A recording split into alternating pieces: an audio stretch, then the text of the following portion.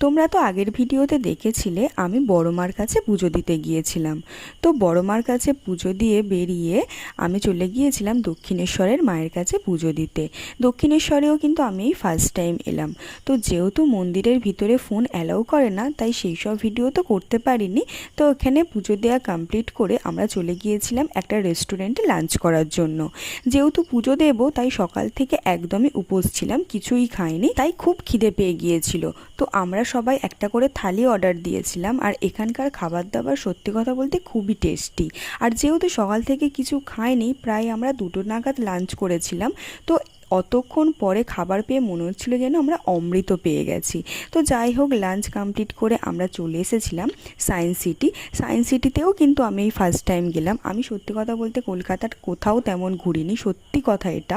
আমি বাইরে অনেক জায়গায় ঘুরেছি, কিন্তু সত্যি বলতে আমি কলকাতার কোথাও ঘুরিনি। আর এইখানে দেখো আমরা একটা গোলক ধাঁধার মধ্যে ঢুকে গেছি। তোমরা যারা এসেছো তোমরা হয়তো জানো, বাট আমি তো কোনোদিনও আসিনি, আমার কাছে এটা ফার্স্ট টাইমই ছিল।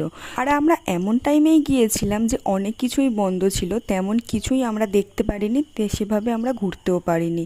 তো যে কটা পেরেছি আমরা ঘুরেছি। আর এইটা আমার মোটামুটি লেগেছে। আর এখানে বাচ্চারা আসলে একটু বেশিই খুশি হতো, বাট আমার লেগেছে ভালো, মানে খুব একটা বেশি আহামরি কিছু লাগেনি এটা। তো মোটামুটি ঠিকঠাকই ছিল। দেন ওখান থেকে বেরিয়ে আমরা চলে এসেছিলাম পৈলানের মন্দিরে। আর এখানে আমি আগে অনেকবার এসেছি, আর যতবারই এসেছি আমার খুবই ভালো লাগে। আর মন্দির মাত্রেই সেখানে ভালো লাগারই বিষয়, সেটা কথা না। তো এখানে কিছুক্ষণ সময় কাটিয়ে সন্ধ্যা আরতি দেখে একটু টিফিন করে নিয়েছিলাম, তারপরে বাড়ি চলে এসেছিলাম।